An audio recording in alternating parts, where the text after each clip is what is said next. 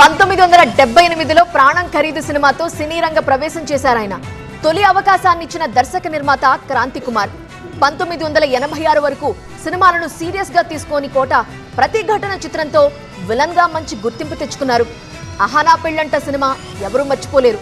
అందులో తిరుగులేని ఆయన నటనకి కోటని ఎప్పటికీ మర్చిపోలేరు.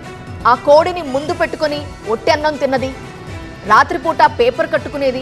అహనా పెళ్ళంటలో ఆయన యాక్టింగ్ నెక్స్ట్ లెవెల్. కోట బాబుమోహన్ జంట అంటే కూడా సినిమా హిట్టే అనే టాక్ ఉండేది. కోట బాబుమోహన్ కలిసి దాదాపు 60 చిత్రాల్లో నటించారు.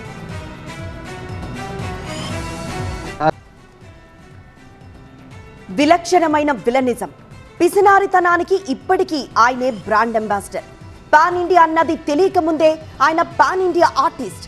కోపంలో కోటలో నవ్వుతున్నాం అన్నది తమిళ్లో ఫేమస్ డైలాగ్. కోటా శ్రీనివాసరావు నవ్వుకే ప్రత్యేకమైన గుర్తింపు ఉంది. ఆయన నటించాల్సిన అవసరం లేదు, నవ్వితే చాలు.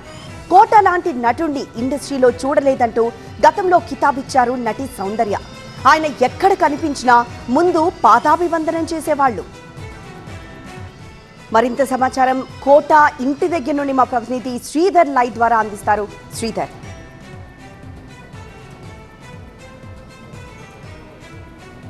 ప్రముఖ సినీ నటుడు కోట శ్రీనివాసరావు కొద్దిసేపటి క్రితం తెల్లవారుజామున మృతి చెందిన ఘటన చోటు చేసుకుంది.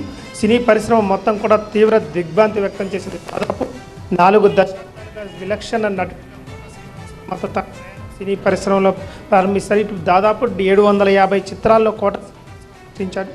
కోట శ్రీనివాసరావు చూసుకుంటే కంకి నిర్మించారు. ఇటు బాల్యం నుంచి కూడా కోట శ్రీనివాసరావుకి ఇటు నాటకాల మీద ఆసక్తి ఉండటంతో ఆ తర్వాత నాటకాల నుంచి సినీ పరిశ్రమ వైపు వెళ్ళిన కోట శ్రీనివాసరావుకి 2 కూతుర్లు 1 కొడుకు ఉన్నారు. కోట శ్రీనివాసరావు కొడుకు కూడా 2010లో రోడ్డు ప్రమాదంలో మృతి చెందిన ఘటన చోటు చేసుకుంది. గతంలో విజయవాడ తూర్పు నియోజకవర్గం నుంచి కూడా కోట శ్రీనివాసరావు పోటీ చేసి విజయం సాధించారు. ఆ తర్వాత 2015లో పద్మశ్రీ పురస్కారాన్ని కూడా కోట అందుకున్నారు. 9 నంది పురస్కారాలు కూడా కోట అందుకున్నారు. 1978లో ప్రాణం ఖరీదు సినిమాతో సినీ రంగం ప్రవేశం చేశారు. చూసుకుంటే మాత్రం ఇటు కోట శ్రీనివాసరావు ఇంటి దగ్గర మాత్రం తీవ్ర విషాద ఛాయలు అలుముకున్నాయి. ఒక్కొక్కరుగా సినీ ప్రముఖులు కూడా కోట శ్రీ ఇంటికి మాత్రం వస్తున్నారు. ప్రస్తుతం ఇటు తనికెళ్ల భరణి కూడా కోట నివాసానికి చేరుకున్నారు. ఒక్కొక్కరుగా కోట నివాసానికి చేరుకుంటుండటంతో ఇటు సినీ పరిశ్రమ కూడా తీవ్ర దిగ్భ్రాంతి వ్యక్తం చేస్తున్నది. దాదాపు 750 చిత్రాల్లో నటించిన విలక్షణ నటుడిగా కోట శ్రీనివాసరావు గుర్తింపు ఉంది. ఇటు హాస్య చిత్రాల్లో కానీ ఇటు విలన్ గా కానీ ఏ రసాన్నైనా పండించడంలో మాత్రం కోట శ్రీనివాసరావు మాత్రం ఇటు ముందుంటారు. సినీ పరిశ్రమకు ఒక పెద్ద దిక్కుగా ఉన్న కోట శ్రీనివాసరావు ఈ రోజు తెల్లవారుజామున మృతి చెందడంతో మాత్రం సినీ పరిశ్రమ తీవ్ర దిగ్భ్రాంతి వ్యక్తం చేసింది. ప్రస్తుతం మాత్రం కోట శ్రీనివాసరావు మృతదేహాన్ని ఇంట్లో ఉంచారు.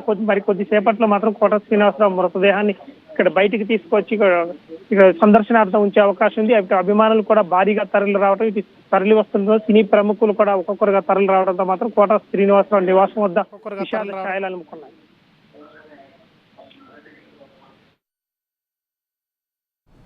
ఎస్ శ్రీధర్,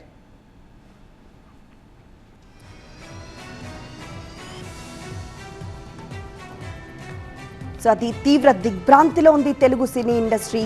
ప్రముఖ నటుడు కోట శ్రీనివాసరావు కన్నుమూశారు. ఈరోజు ఉదయం 4 గంటలకి ఆయన కన్నుమూశారు.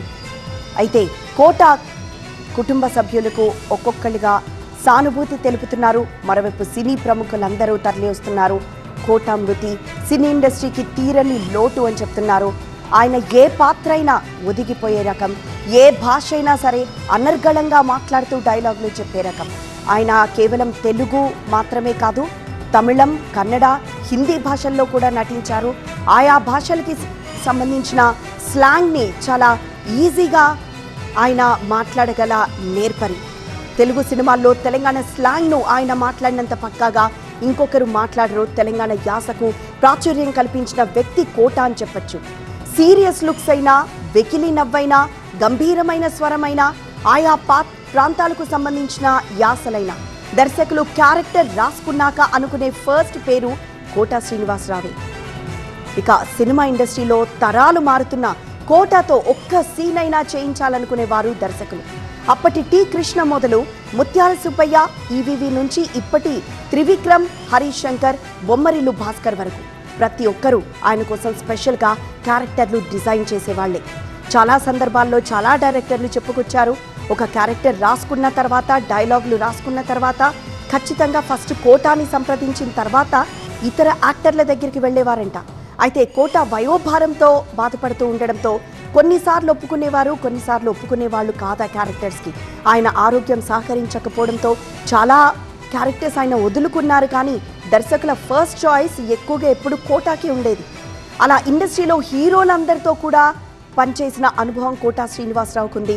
Quota Srinivasa Rao junior NTR dialogue డెలివరీని చాలా బాగా ఇష్టపడతారు. ఆ విషయాన్ని ఆయన చాలాసార్లు చెప్పుకొచ్చారు. పల్లెటూళ్ళల్లో ఎన్ని రకాల క్యారెక్టర్లు కనిపిస్తాయో అన్నింటినీ తాను పోషించానన్న సంతృప్తి ఒకటి ఆయనలో కనిపిస్తూ ఉంటుంది. ఎందుకంటే ఆయన ప్రతి పాత్రలో నటించి మెప్పించారు, ఆ పాత్రలకు ప్రాణం పోశారు.